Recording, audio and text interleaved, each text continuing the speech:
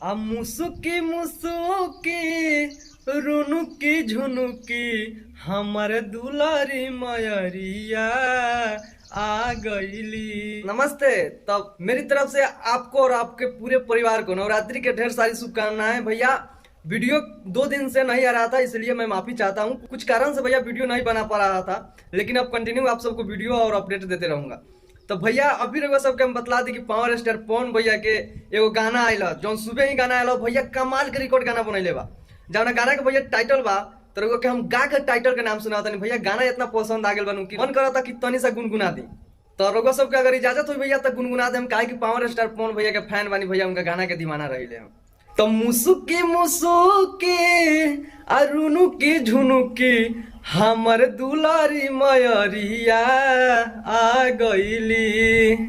तो भैया कैसा लागल गाना और पावर स्टार पवन भैया गाना कैसा लगा तो रउआ सब कमेंट करके जरूर बतलाएं। भैया रउआ सबके बतला दी भैया कि रिकॉर्ड गाना आ जाएल और भैया गाना कमाल के रिकॉर्ड बनैले बा। गाना के भैया टाइटल बा दुलारी मयरिया। तो भैया गाना आवते ही कमाल के रिकॉर्ड बनैले बा। पहले रउआ सबके हम 1 घंटा के रिकॉर्ड गाना के बतला।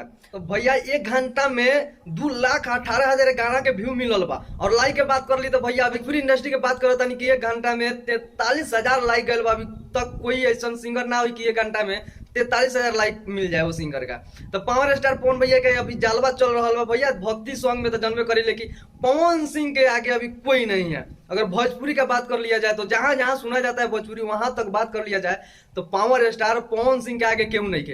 अब रउआ सबके बतला दी भैया कि अब एक दूसर का नंबर जौन बा कि का रिकॉर्ड बा भैया कमाल के रिकॉर्ड बनैले बा। रउआ सबके बतला दी कि मात्र 3 घंटा में रउआ सबके ट्रेंडिंग नंबर 15 पर दिख रहा हुई। देख सकते लोग अपना अपना डिस्प्ले पर मात्र 3 घंटा में 15 नंबर पर ट्रेंड करता। वो कहा म्यूजिक सेक्शन में भैया। तो कमाल के रिस्पॉन्स मिल रहा है गाना के और प्यार दुलार तो भैया कैसे ही मिलते रहा है कि भैया तो बादशाह के भी बादशाह बानी, शुरू का बादशाह पावर स्टार पवन सिंह। अब लोग के बतला दी भैया कि 4 घंटा के रिकॉर्ड जौन की पावर स्टार पवन सिंह का भैया ये सिस्टम है कि रिकॉर्ड पे रिकॉर्ड बनाना। लोग सब देख सकता नहीं 4 घंटा में 4,39,000 गाना पर व्यू मिल गई बा। और भैया लाइक के बात कर लिया जाए तो 67,000 गाना के लाइक मिलल बा। लेकिन सबसे बड़ा रिकॉर्ड यहाँ बन रहा बा कि 15 नंबर पर रहा, लेकिन 4 घंटा में भैया 11 नंबर पर अभी ट्रेंड कर रहा बा गाना जौन की म्यूजिक सेक्शन में। अब रउआ सबके बतला दी भैया कि गाना नंबर 1 पर ट्रेंड करी कि ना करी, ये रउआ सबके प्यार आशीर्वाद के बदौलत हो पाई। तो ऐसे ही पावर स्टार पवन भैया के प्यार आशीर्वाद देते रही और भैया नंबर 1 पर गाना के ट्रेंड करावे के बा और जालवा दिखावे के बा पावर स्टार पवन सिंह के। तो रउआ सबके अपडेट कैसे लागल भैया कमेंट करके जरूर बतला। मिलता है अगला वीडियो, तब तक नमस्कार।